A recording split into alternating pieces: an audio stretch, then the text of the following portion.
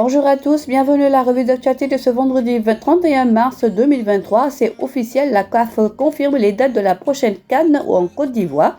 Il n'y aura donc pas de changement de période pour la prochaine Coupe d'Afrique des Nations de football. Contrairement aux autres compétitions continentales qui se tiendront en 2024, la CAN 2023 repoussée en 2024 se tiendra bien au début de la prochaine année. Sur ses réseaux officiels, la CAF a officialisé les dates du 13 janvier au 11 février comme la période la plus prestigieuse compétition du football africain. Une confirmation qui vient donner un indice par rapport à l'état d'avancement des travaux en Côte d'Ivoire, pays hôte de la compétition. Équipe nationale U23 très affectée par l'élimination contre le Mali, Demba Mbaye songe à démissionner. La grosse délusion vécue le soir du mardi au stade 26 mars de Bamako par les Lions olympiques est compliquée à digérer par le sélectionneur national Demba Mbaye. 2 jours après cette déroute, U-Sport apprend que l'ancien coach de FUS Rabat, qui a sans doute vécu son plus grand échec de sa jeune carrière d'entraîneur, est très affecté par cette défaite, lui contre le Mali, au point de songer à quitter son poste d'entraîneur de cette sélection. Même si pour l'heure aucune décision n'a été prise par la partie, le suspense demeure entier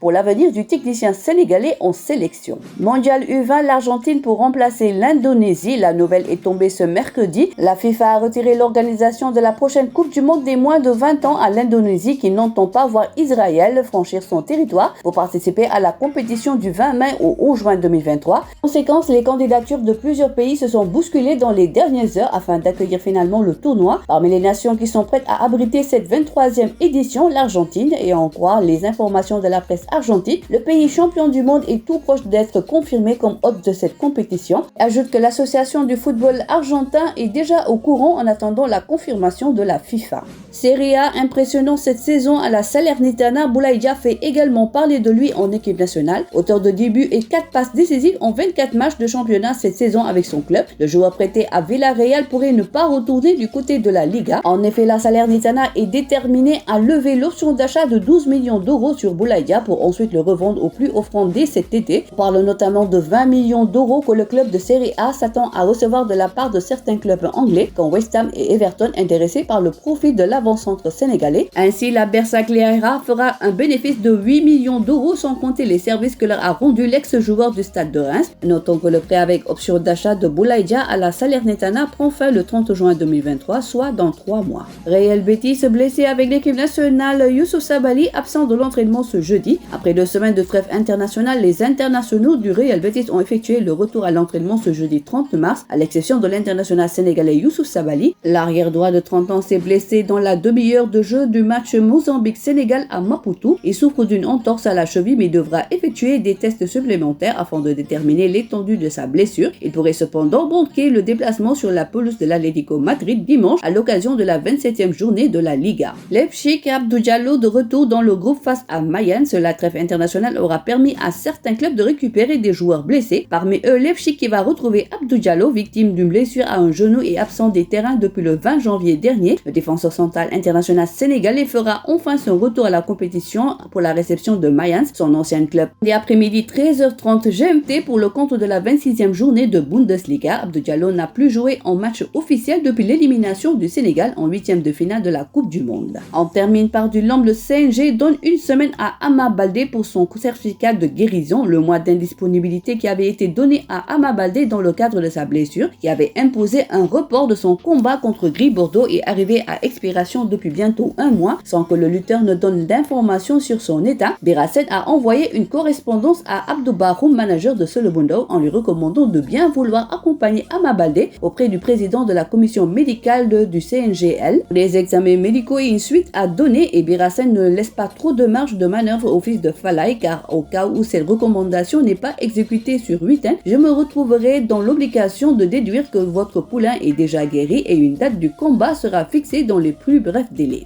Voilà, c'est tout pour aujourd'hui. L'actualité sportive continue sur nos plateformes digitales. Quant à moi, je vous retrouve la semaine prochaine pour d'autres actus de nos lions. Le site numéro 1 du sport au Sénégal, sport.com, est maintenant disponible en version application mobile sur iOS et Android.